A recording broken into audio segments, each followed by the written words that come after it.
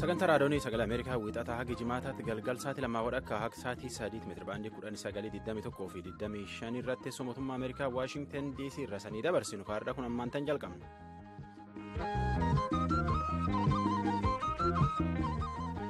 Arri jimaata caamsaa 18 barkum 2017 babaarotti toole yoo jenne baaratti toole isanii hariyaatiin ammoo jajjabooti toole yoo jenne jabaatti toole jecha galchuu nagaa yoo jenne ammoo nagaa keessan nagaa jecha nagaa kun fuutan qalbii nuun beenna oliin teessan nagaya qophii VOA afaan Oromoo raadiyoonii fi televezyiinii irraa dabarsanii dabarsuu jirru caqasuu jirtaniin soora ala keessan keessummeessa dhiyaadha jenna. Kan oduu dubbisu hantuu jubee horaatii mataan oduu miseensonni mana maree Ameerikaa daayirektarri FBI duraanii qorannaa Raashaaf hidhata duula filannoo pireezidaant Tiraamp gidduu akka qorachuuf filatamuu isaanii simatan.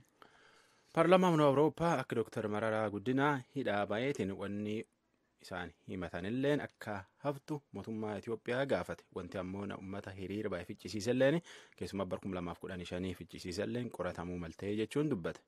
Carnegie Endowment for International Peace yookaan ammoo CEIP dhaaba mootummaa hin ta'in kan walitti dhufeen himaammata alaa irratti hojjetu.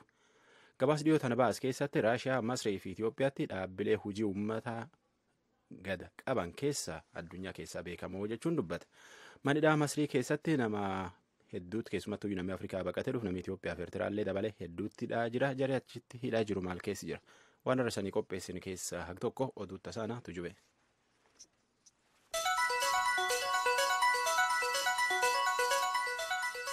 Daayirektarri FBI duraanii Roobert Mueller jidduu seeninsa duula filannoo pireezidaant Tiraampiif Raashaa gidduu jiru walabummaan qorachuuf nama malan jechuudhaan Riippaabilikaantichi miseensa mana maree Darrell Isaa galateeffataniiru. Isaaf miseensonni mana maree bakka bu'ootaa kabiroon ittaanaa abbaa alangaa muummichaa Rood Raanstaayin biraa waa'ee Mueller moggaafamuu mirkaneeffatan. Mueller erga Tiraamp daayirektara FBI James Comey caamsaa 9 hojiirra ari'atanii booda qorannaa kana akka hoogganan filataman. Pireezidaant Doonaald Tiraamp akka pireezidaantii Ameerikaatti imala biyya alaa har'a jalqabanii jiran. Falmiin Waayit Haawus keessaa namoonni siyaasaa hangi tokko kachachala Waatargeet kan pireezidaant Riichaard Niiksan aangoorraa akka bu'an taasiseen akka wal fakkeessaniif sababaa ta'e. Tiraamp haala kana mara booda keenyatti dhiisne fuula duratti tarkaanfannaa jechuudhaan tuuta oduuf ibsa kennanii turan. Falmiin jiru hoogganaa FBI James Comey kan hidhata Raashaaf filannoo Yuunaayitid Isteetsi gidduu ture qoratan hojiirraa ari'achuu isaanii hariiroo Tiraamp innaa duula filannoo Raashaa waliin qaban ilaalchisee gaaffii isaan mudate galmee iccitii olaanaa ministeera dhimma alaa Raashaa waliin qooddachuu isaanii of keessaa qaba. Daawwannaan isaanii biyyootii alaa Saawud Arabiyaa, Israa'eliif Vaatikaanii jalqaba. Innaa Vaatikaanitti goran utuu Tiraamp waliin argin dura waa'ee isaanii homaa murteessuu hin danda'uu ka jedhan abuunicha kaatolika Roomaa Poop Firaansis waliin wal arguuf jiru. Bakka miseensota neetoo waliin wal argan Biraaselsitti kan goran innaa ta'u imala isaanii ituun xumuriin dura magaalaa Sisiiliyaan Taormiinaatti kan geggeeffamu gumii biyyoota duroomanii kan G7 jedhamu irratti argamuuf jiru. Kan Yuunaayitid Isteetsiin hoogganaman gamtaan waltaatotaa bakka waraanni mootummaa Siiriyaa qabatee jiru haleeluudhaan uummata hedduu galaafatanii qabeenyaallee mancaasan jechuudhaan aangawoonni Siiriyaa balaaleffataniiru. Aangawoonni biyyattii akka jedhanitti haleellaan samiirraan daangaa Joordaan irratti geggeeffame waraanni Siiriyaaf michoonni isaa tattaaffii isaan ISIS itti duuluuf godhan danqe. Kan michuu dhiyoo Siiriyaa ta'e mootummaan Raashaa bakka waraanni Siiriyaa qabatee jiru samiirraan haleeluun fudhataman qabu jechuun qeeqe. Aangawoonni Yuunaayitid Isteetsi immoo kaleessa akka jedhanitti xayyaarri kun humnootii mootummaa Siiriyaa kan haleeleef sababaan godinaa lolli irraa dhorkame kan maadhee isaanii cina jiru waan seenuu waan itti fufaniif jedhee jira. Kan dhaggeeffataa jirtan raadiyoo sagalee Ameerikaa sagantaa afaan Oromooti. Adoolessa bara 2016 hanga amajjii bara 2017 gidduu yeroo jiru keessa humnoonni mootummaa Sudaan kibbaa deeggaran yoo xiqqaate siiviilota 114 kanneen magaalaa Yeeyi keessaa galaafachuu isaanii gabaasni tokkummaa mootummootaa beeksiseera. Gabaasii kutaa mirga namaa kan gurmuu tokkummaa mootummootaa Sudaan kibbaaf waajjira mirga namaa kan tokkummaa mootummootaa kun ifa kan ta'e jimaata har'aati. Akka gabaasa sanaatti siiviilota utuu addan baasin itti dhukaasuun ajjeesuu saamichaaf qabeenyaa siiviilotaa akkasumas dubartootaaf durboota irratti yakka humnaan gudeeddiitu raawwatamaa jedha. Tokkummaan mootummootaa akka jedhetti yakkaawwan kun yakka waraanaa yookaan yakka farra namoomaatiin waan lakkaa'amuuf qorannaa itti dabalaa barbaachisaa jedhee jira. Gabaasi sun akka jedhutti lolli sun kaka'e humnootiin deeggartoota mootummaa Saalvaakiir innaasaan kan Riyaak Maachaar adamsanitti ture. Yeeyin warra kaanirra magaalaa naga qabeettii yoo taatu uummata 200,000 hanga 300,000 gosoota adda addaa ta'antu keessa jiraatu. Hookkarri erga ka'e garuu gosoota kana gidduutti adda addummaan uumamee jira jedha gabaasi tokkummaa mootummootaa. Pireezidaantiin Sudaan Omar Albashir gumii Riyaaditti geggeeffamu kan pireezidaantiin Yuunaayitid Isteetsi Doonaald Tiraamp irratti hirmaatan irratti kan hin argamne ta'uu ibsuudhaan hariiroo Ameerikaaf Sudaan gidduu jiru miidhuun fedhuu jedhan. Ministeerri odeeffannoo biyyattii Ahmed Bilaal akka jedhanitti Kaartuum Bashir mana murtii akka qoratu kan sadarkaa addunyaan himatamuu isaanii quba waan qabuuf jecha sun immoo pireezidaantiin Yuunaayitid Isteetsi waliin wal arguuf rakkisaatti ta'aa jedhan. Haalli pireezidaantichaa waltajjii hawaasaa addunyaa irratti argamu himannaa ISIS waliin hidhata waan qabaatuuf sun waan qaanessaa waan ta'eef haala jiru walxaxaa taasisuusaa hin feenuu jechuudhaan raadiyoo sagalee Ameerikaa sagantaa Saawut Sudaan in Focus jedhuuf ibsaniiru. Bilaal akka jedhanitti uggura yeroo Bashir waliin irraan deebi'a. Bilaal akka jedhanitti yoo Bashir waliin wal argan uggura Yuunaayitid Isteetsi bara 1997 keesse Sudaan irraa kaasu jedhamee kan abdatamu Tiraampiif rakkisaa ta'uu mala. Mormitoota gamas jiraniifis carraa kennee uggura sana kaasuudhaaf danqaa uumuu danda'a jedhan Bilaal. Sudaan har'a ganama ture Bashir kan pireezidaanti Tiraamp mul'ata naga qabeessa waa'ee islaamummaa qabaachuu isaanii abdatan ilaalchisee haasaa dhageessisan gumii Ameerikaaf Arabootaa irratti akka hin argamne kalabsite. Naayijeeriyaan innaa isheen loote seentummaa Bookoo Haaraamiin hamaa ta'etti duulaa jirtu kanatti diina qixa hin qabne kan ta'e malaammaltummaan waraana biyyattii danqee jira. Akka gabaasa tiraanspaarensii intarnaashinaalitti aangawoonni waraana Naayijeeriyaa namoonni siyaasaaf kanneen biroon beekamoo ta'an maallaqa silaa shororkeessummaatti duuluuf oolu ofiif oolfatanii sooromaa jiru jedha. Ittaanaa pireezidaantiin Naayijeeriyaa akka amananitti doolaarri biliyoona 15 ol akka meeshaa waraanaa bitame fakkeessuun manca'e. Maltummaan walitti bu'iinsa biyyattii hammeesse nageenya biyyattiif sodaa guddaa ta'ee jedhu tiraanspaarensii intarnaashinaaliif daayirektara akka ta'an Kaatiriin Diiksan oduu namaaf qabnu kanuma.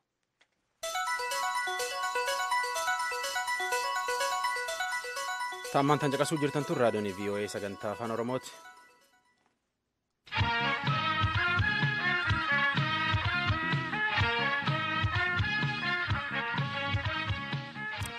Qophiin taantu dabarra miseensota marii Awurooppaa kora kalee irratti waan gurguddoo sadii dubbatan. Akka itti gaafatamaan paartii mormituu Koongireesii Federaalistii Oromoo Dr. Mararaa Guddinaa hidhaa ba'ee balleessaan himataniin illee irraa dhiisan gaafate.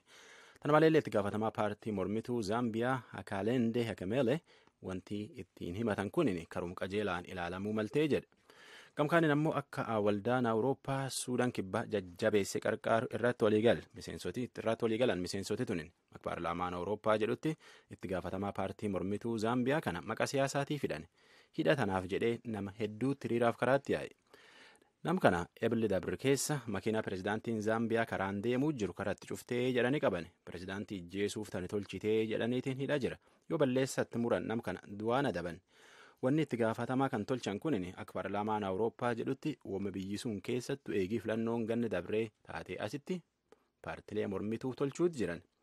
Paarlaamaan kunin akka manee murtii Zaambiyaa karuma qajeelaan dubbii itti gaafatamaa paartii mormituu tan laaleetiin mootummaan sunin miidiyaa nami cuftii qoodu keessaa qabu kan nami cuftii yaadisa walqixxi irratti dubbachuu danda'a qabaatu gaafate.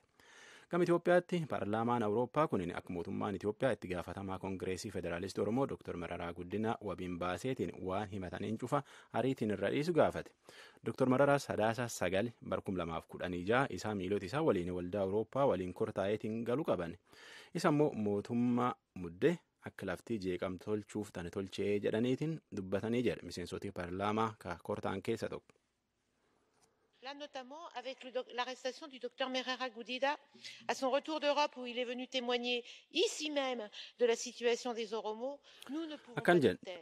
Dr. Mararaa akkuma inni as dhufeeni rakkoo mirga namaa Itoophiyaa keessa jirtu nu wal dubbateeni waan isaatti seenan tanatti callisuu hin dandeenyu. Tunini qooda Itoophiyaa fi waldaan Awurooppaa godaantota irratti qabuufillee waan jabduu taati. Tunini waan maqanam dureessaati. Eegis heer muddamsuu labsanii asitti wanti jira guyyum guyyaan hammaachaa deemuu jirti jedhe. Martiyyee Shakalee miseensa paarlaamaa Awurooppaa keessa nam tokko. Today we call on the government of Ethiopia to respect the right to freedom of expression, including press freedom of critics. Wanni nu jechuu jirru akka mootummaan Itoophiyaa walabummaa pireesiitiif kan namni cufti yaada isaa walqixxeetti irratti dubbachuu danda'u qabaatu yookaan ammoo nam cufaa walqixxeetti qabaatu gaafachuu jirra. Dubbachuu nam dhowwuun laf qonna irraa nam baasuun kun cufti akkaaf gaafanna. Akka koomishinii dhala namaa Itoophiyaa jedhetti nama 100 hedduu tanaan dhumate. Dhaabbileen mootummaa ammoo wan lakkoofsi kun kanaa oli jedhan. Akka Itoophiyaatti mirgi namaa eegamu waan fedhan dubbachuu dandahan gaafannaa jedhe. Paarlaamaan kun tan maleellee wanni Itoophiyaatti bara 2015 nam hiriira baase 100 hedduu ficcisiise karaa dhugaatiif karaa qajeelaatiin qoratamuu fi mirgi namaalleen keessumattuu ka gosa Oromoolleen ka gosa biraalleen akka inni kabajamu gaafannaa jedha. Tan maleellee paarlaamaan Awurooppaa kun mootummaan Itoophiyaa seera biyya nagaan dhowwuu eegaa jedhee baaseen nam nagaa akka hiriira ba'u rakkisuu dhaabuu fi namilleen waan gara isaa akka fedhe dubbachuu akka danda'u gaafate.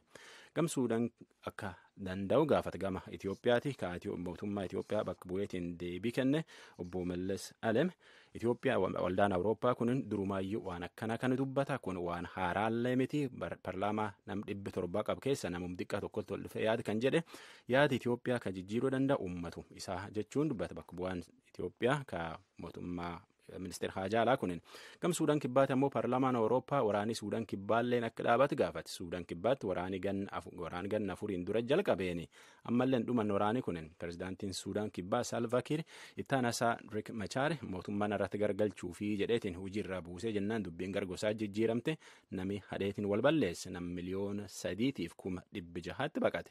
Paarlaamaan kunin akka waraanii mootummaa Suudaan kibbaa ijoollee dubaraa xixiqqoo buufachuu ijoollee xixiqqoo waraanatti naquu fi mirgi nama dhiibii hedduu akkanaa kan akka dhaabu gaafate. Tana qofaa miti waldaan Awurooppaa waraan tokkummaa mootummoota Afrikaa eeguu jirullee UNMIS jechuun qarqaaruu fi ijoollee Suudaan kibbaallee akka isaan carraa barnoota argatanii uf danda'u qarqaaruu fi miseensoti kun walii galan. Biyyoota sadeenuu jechuun Raashiyaa, Masrii fi Itoophiyaa keessatti jaarmaalee yookaan waldaalee siivilii.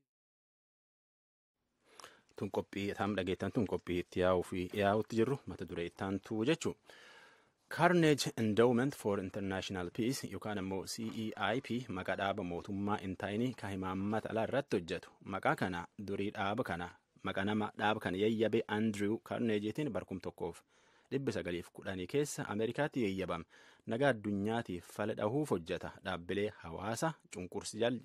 hawaasa cunqursi jal jiran jedheetiin iddoo tanallee gabaasa haaraa baadhaabi kunin. Dhaabbilee hawaasa carraa dhoowwachuun biyyoota baay'ee keessatti mul'achuun kunin dhaabbilee tanaaf amalum jireenyi isaanii tahuu jiranii jedhaabi kunin. Rakkoolee akkana tana addunyaa keessaa diqqeessuuf hojjeta Carnegie Endowment for International Peace. Kunin maqaa isaati akkuma reefullee jenne akka gabaasa Carnegietti biyyooti dhaabbilee uummata hacuucuun addunyaa keessa beekaman Raashiyaa, Masrii fi Itoophiyaa dhaabii kunin gabaasa haaraa baase nama. Biyyoota sadeenuu jechuun Raashiyaa, Masrii fi Itoophiyaa keessatti jaarmaalee yookaan waldaalee siivilii irratti miidhaan geggeessamu hammaachuurraa kan ka'e akka jaarmaaleen hojiiwwan isaanii jijjiiran maddeen maallaqaa haarawaa barbaaddatanii fi gara jaarmaalee caalaa cimaatti of jijjiiran taasisee jira gabaasaan Kaarnigii. Akka gabaasaan kun jedhutti mootummoonni Raashiyaa, Masrii fi Itoophiyaa hojii jaarmaalee siivilii daangessuudhaaf tooftaalee adda addaatti fayyadamu. Kanneen keessaa tokko jaarmaalee siivilii walaba ta'an irratti duula maqaa xureessuu geggeessuudhaan akka hojiin isaanii simatama dhabu taasisuu, gidduu seeniin sumnoota poolitikaa alaa jira shakkii jedhu daran cimsuu, sodaa fi hinxaalessummaa amantii uumuuf akka uummanni namoota baratan irratti ilaalcha gaarii hin qabaanne duula oofuu. Lammaffaa seerawwan jaarmaalee kan mootummaan ta'in daangeessaniif danqan baasuu irra taranii tarkaanfiilee farra shororkeessummaaf farra mormii jedhanitti hiikaa seeraa ifaa hin taanee fi waldhahaa ta'e kennuudhaan akka qabsaa'onni tarkaanfii seerri kun hordofsiisu beekuu dhabuurraa sodaataniif saansurii of godhan taasisu. Jaarmaalee kan siyaasaa hin taaneef jaarmaalee ilaalcha siyaasaa qaban gidduutti addaan qoodaminsa uumuudhaan kaan badhaasuudhaan akka mootummaa deeggaran hawwatuu jedha gabaasaan Kaarnigii kun. Waa'ee mootummaa Itoophiyaa addatti baasee innaa dubbatu aangawoonni mootummaa Itoophiyaa akka dhaabbattoonni falmii mirgaaf hundeessaman gara tajaajila kennuu qofatti daangessaman taasisee karaatti maallaqa hojii argatanillee garmalee dhiphisee jedha. Akka gamtaa dhaabota riphxee loltootaatti dhufee bara 1991 kataayitaa qabate addi dimookiraatawaa warraaqsa uummatoota Itoophiyaa Ihaadeg waggoota 12 dabran keessatti deemsa irreen bultummaan deemuunsaa naannoleef sablammiilee keessatti mormi jajjabaa akka kakaasee dubbata. Ihaadeeg aangoo dhuunfachuutti cichuunsaa akka harkaa laaffataa deemetti jaarmaalee siyaasaaf kan hawaasummaatti bakka dhiphisuutti fuuleffatee ka jiru gabaasaan Kaarnigii seerawwan mootummichi bara 2009 baase lama labsiin jaarmaalee gargaarsaaf hawaasummaa fi labsiin farra shororkeessummaa kabajaa mirga dhala namaa duraanuu biyyattii keessatti dadhabaa ta'e akka ajjeese dubbata. Tarkaanfiin mootummichi Itoophiyaa fudhatu gara gurmuulee misoomaaf gargaarsa namoomaatti babal'achuu isaallee dubbatee jira. Ihaadeeg akkuma taayitaa qabatetti siyaasaa libiraalizimii agarsiisuu eegaleeyyuu miidiyaa walabaaf jaarmaalee hawaasummaa irratti shakkiin qabu akka hin jijjiiramin ka dubbatu gabaasaan kun akka fakkeenyaatti walakkeessa baroota 1990mootaa keessa kan mootummicha qeeqaa turan waldaaleen hawaasaa lama waldaan barsiisota Itiyoophiyaa fi konfedereeshiniin daldaltoota Itiyoophiyaa akka mootummichaan iraarsamaa turan dubbata. Pireezidaantii waldaa barsiisota Itiyoophiyaa bara 1996 gochaa shiraatti yakkamee hidhame. Pireezidaantiin konfedereeshinii daldala Itiyoophiyaa immoo bara 1997 biyyaa baqatee bahee jira. Yeroo sanatti biyyattii keessaa caasaan seeraa jaarmaaleen hawaasaa ittiin bulfaman dhabamuun jaarmaalee ka mootummaan ta'initti danqaa dabalataa ta'uu ka dubbatu gabaasaan arjooma Kaarnigii kan nageenya addunyaa kun gariin isaanii mirga seeraan galmaa'anii hojjechuullee akka dhaban dubbata. Fakkeenyaaf paartiin mootummaa gurmuu mirga dhala namaa biyyattii keessatti beekamaa ta'e gumii mirga namoomaa Itiyoophiyaa akka loogii siyaasaa geggeessuuf paartii mormituu kan uummata Amaaraatti hidhata qabuutti yakkee iyyata jaarmayichi galmaa'uudhaan dhiyeeffate fudhatama dhorkate. Herrega baankii jaarmayichaallee yeroodhaaf akka cufamu taasise. Hawaasa Oromoo magaalaa Finfinnee keessa jiraatu keessaa beektonniif ogeeyyiin bebbeekamoo walitti dhufuudhaan bara 1996 gurmuu mirga namoomaa liigii mirga dhala namaa jedhu hundeessaniyyuu hoogganoonni jaarmayichaa deggertoota adda bilisummaa Oromooti jechuudhaan yakkee battaluma mana hidhaatti naqe. Garuu balaaleffannaan sun utuu seeratti illee dhiyaatiin hafee jira gabaasaan Kaarnigii. Dhaggeeffattoota keenyaa gabaasaan dhaabbata Kaarnigii Endowment for International Peace jedhamuun arra bahe qabiyyeensaa kana qofa miti. Arraaf kanuma irratti dhaabee torban dhufu dirree dimokiraasii irratti itti deebina. Mootummaa Itiyoophiyaa irraa deebii argachuufillee carraaqaa jirra. Akkuma argannetti ka dhiyeessinu ta'uu beeksisna. Qophii teennee jalqabne gara daqiiqaa 19 tokko caqasuu jirtan turraa doonii VOA sagantaa afaan Oromooti.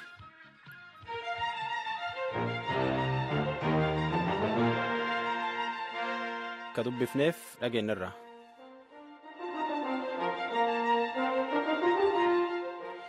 Namni Itiyoophiyaa fi Suudaan irraa namni Itiyoophiyaa fi Eertiraa irraa baqatu baqateetiin Suudaanitti gala.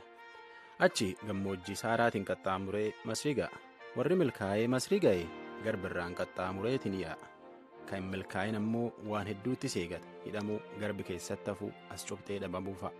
Warri tana keessi dabree manidhaa Masrii taf keessa jaalanneen akka tokko dubbifte kuno. Mana hidhaa yeroo jedhamu eenyuuf iyyuu gaarii akka hin taane beekamaadha. Keessumaa dubartootaaf daa'imman walii wajjin hidhamuun immoo daran hamaadha. Isa iyyuu mana hidhaa biyya ormaa walakkaa gammoojjii Sahaaraa gidduu ta'e keessatti sababa adda addaaf jecha dubartoota haasofsiisne maqaa isaanii himnu eessatti hidhaman jechuun keessan hin oolu. Afaanuma jaraarraa dhageenyu. Mana hidhaa afaanii Quwwatal Aam jedhama. Kaayiroon baay'ee isinirraa fagoodha? Baay'ee fagoodha. Guyyaa lama deemsisaa jechuudha. Lafee Masriitii garuu akkuma akka jedhanii karaa Sudaan dhiyaataa yeroo dhufnu karaa irratti asii gammoojjii keessaa xiyyitii tokkosanii nu qabanii jechuudha. Eessaa dhufaa turte ati? Sudaan irra. Mooraa baqataaf shagaraaf ka jedhamu Sudaan keessaa waggaa 7 ture achi. Waggaa 7 keessatti carraa baqattummaan simatamanii iddoo biraa dhaquun arganne. Waa takka arguun hin danda'amu. Maaliif jettee Itoophiyaadhaa dimokiraasii qabdu jedhu nu garuu siyaasaa rakkinaa qabnaa jennee yeroo ibsinu dhimmi keenyaallee kalaalamuu hin jiru. Iyyannoo iddoo adda addaa barreessinee namni nuuf kadhaga'uu hin jiru. Iyyannoo galchine ture karaa UNHCR keezii isaanii kalaalamuu irra caalaa kan Eertiraadhaa malee kan biraan laalamu achi. Jireenyi baqattummaa jechuun mooraa keessa akka dubartii tokkotti waggaa 7 taa'uun maal fakkaata yeroo yaadattu? Dubartiif qofaatu hin taane baay'ee daa'imaaf illee achi ka jiranii rakkisaadha. Mana barumsaa ijoolleef hin jiru. dubartoota hojjettee jiraachuu hin dandeessu. Naannoo Sudaan irra caalaa poolisoota nama rakkisu. Raashaayidaa kan jedhamu jira. Guyyaa dhufanii nama fudhatu. Namni baay'ee achi fudhatamee jira. Kanaafuu iddoo baay'ee rakkisaa turre. Jireenyi illee baay'ee ulfaataadha. Achi yeroo jirru guyyaa mooraa baqataa keessaa warra Sillaayee kan jedhamuun basaasas dhufu ka Itoophiyaa jechuudha. Kanarratti immoo ani baay'ee na dhukkubee kanaaf jennee bakka kara Kaartuum dhufee mana qorichaaf jedhee dhufee achumaa immoo dhimma ilaaluuf yeroo waa'ee kiyyaaf yeroo gaafadhu namni illee achi Kaartuum waajjira UNHCR hin galchanii shumaatu jiru dammoo akkasuma basaasotni baay'ee natti jabaatanii achi dhufee tanaan kara Masrii dhufee jechuudha. Ijoollee qabdaa? Mucaa tokko qaba. Achuma mooraa keessatti kan godhatte moo durumaan? Mooraa baqataa keessaadha. Achitti godhatte? Eeyyeen waggaa 4 taatee jirti. Mucaa kana qabatteeti gara Ijiptitti imaluudhaaf murteeffatte inni kun hamaa ta'a jettee yaadne? Yaadee jira yeroo argu garuu baay'ee jabaataadha. Karaa baay'ee ulfaataadha karichillee karaa irratti namni kadu'ellee darbinee deemnee jirra yeroo argu baay'ee haalaan keessi koonatti dhaga'ameetti dhufee jechuudha. Sudaanii amma Masrii mana hidhaa kana geessutti guyyaa meeqa deemtan gammoojjii keessa?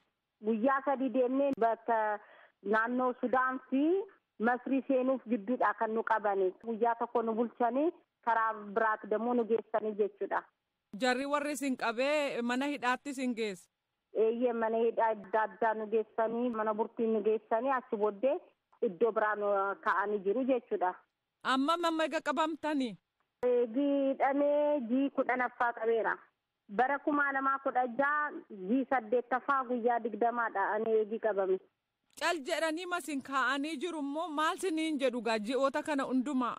Mana hidhaa adda addaadha warra nu qabanii jechuudha markaska jedhamanii. Dhimma keessanii biyyatti deebuudha malee kabiraa hin jiru waan isin hin dhageenyuun jedhani. Warra siyaasaa biyyatti deebuu hin dandeenyu ka jennu dammoo dirqi deemuu qabdu malee astaa'uu hin danda'amu jedhanii callisanii jechuudha. Nama meeqa taatu mana hidhaa sana keessa? Jalqaba 120 turre. Sumaalotaa turanii, Itoophiyaa turanii, Eertiraa turanii biyyatti deddeebi'anii jiru. Amma garuu nama 35 taana as jirru jechuudha. Nyaata isinii dhiyeessu? Ruuzii turee jalqaba amma garuu ruuziin jiru. Qixxaa tokkoo fi jinnaa jedhamu, xahaaniyaa jedhamu kanaadha kan nyaannu. Mucaa keefoo waan addaatti waan kennan jiru? Waa takkaan jiru. Kan akka kee ijoollee qaban jiru achi keessa dubartoonni? Eeyyee baay'ee jiru. Ijoollee 4 ka qabdu jirti, ijoollee 3 ka qabdu jirti, ijoollee 2 akkasuma ijoollee 1, ijoollee 5 ka qabanii jiru jarri.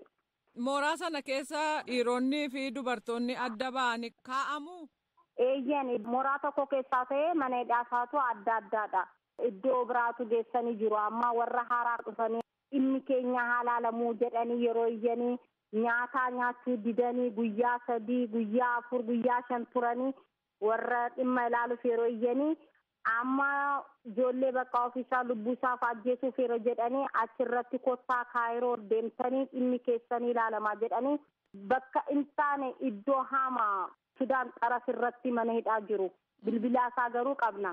Ati gaamma mucaa kee wajjiniin carraan ati qabdu gara biyyaatti deemuu yoo ta'e isa kana akkamitti ilaalta? Illee du'u jireenyaa keessaa jetti baay'ee gubsatti. Anillee gurra koo amma dachaa'u jalqabee maallaqaa kiyyaallee nyaatamee ani lubbuu kiyyaa hambisuuf mucattiin illee karaa abbaaf walitti akka dhufu. Ana achi mana hidhaa keessaa yoo du'e illee mucattiin hin kennamu. Masqalii fudhataa malee hin kennani. Kan nu gargaartanii yoo dandeessanii yoo inni siyaarii dhimma kan ilaalamu yoo carraa nuuf yoo ilaalanii gaarii natti fakkaata. Maaliif yoo jettanii ijoollee hedduuti aanaa qofaatu hin taane dhimma siyaasaa ka qabanii asumaa keessaa jiru. Namni isaaniif kalaaluu hin jiru. Kanaafuu jireenyi keenya mana hidhaa keessaa qofaa jiraachuuf waan ta'eef qixxaa takkitti nu kennu kanarratti fuula isaanii waan haamaa jechi isaanii waan haamaa. Akkaataa haasaa isaanii baay'ee nama gaddisiisaa waan dhabneef hanga danda'amu dhimma ilaaluuf yoo nu gaafattanii. Baqattoota imalan kana eeganii hidhuun itti fufee jira. Ji'a 2 dura mana hidhaa wal fakkaataa kana keessatti ka hidhamte immoo akkas jetti. Ani Itoophiyaa irraa Sudaan dhufee Sudaan immoo kan dhufee Masrii. Sudaan keessa hammam turteetti? Waggaa 5 tureera. Achiiti as kan dhufte yoomidha? Ji'a 2 ta'eera, ji'a 2. Abbaan manaa keessi wajjiniin iddoo kana jira moo hin jiru? Iddoo kana jira garuu manni hidhaa keenya adda addadha. Eessatti si qaban siin? Barahaatti nu qabanii Sudaan irraa akkuma Masrii gallee akka baay'een deemne cimaan nu qabani. Manni gara biraan naannoo sana hin jiru? Hin jiru bakka manna poolisootaa bakka naannan keenya iddoo waraanati. Waraana kam? Iddoon waraana Masrii isaan malee manni biraa hin jiru achi. Isin eegumoo maadhee waraanaa qabu? Ofiidhuma isaanii achitti barachaa jiranii bakka nuti garri itti socho'an hin jiru achi keessatti. Nyaata isinii kennuu bishaan jira? Daabboo tokko nuu fedhanii bishaan isaa hin gubaa bakka amma keessa kan itti fayyadamnu mana qaamaa. Manni keessi sin guba? Abidda bakka mana keessa dandeessee taa'uu hin dandeessu gadi ba'uuf barriin cufaadhaa gubachaa jirra baay'ee. Ganama dhufanii isin lakkaa'u moo akkamittiin isin to'atu? Jabanyaan jira barri irraa laafin immoo inni kan inni lakkaa'u torbee keessaa guyyaa tokko. Fakkeenyaaf akka dubartiitti wanti addaa nama barbaachisu hin jiraataaf waan akkasii eessaa argatu? Inni hin jiru abbaan ofirrii of harkaa qabu hin ergata askaroonni jiru ala warri jabanyaa eeganii. Abbaan hin qabne immoo bakka ilma rakkataatuma jiraata malee hin jiru waan akkasii. Sudaan sanaa kaatee dhuftee Ijipti ga'uudhaaf amma qarshii meeqa baasteet ta'ati warra deddeebisuuf? Ananittiin iddoo kana ga'e 7,000 asitti immoo baasii 3,000 ol baaseera. Saantiba biyya eessaati 7,000? Ani Sudaanii.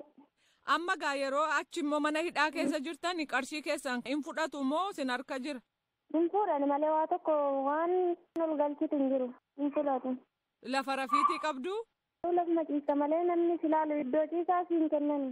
Mooraan jira achumatti si galchani bakka bolaaxarra ciista. Dhagaadhumarra ciisu. Simmintoodha bolaan bakka hin ciisaa kee.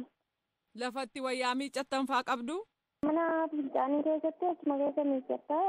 Baalli waan ta'e sii kennu achuma keessa miiccatta. Waan akka baaldii? Ayi. Saamunaa faa'oo?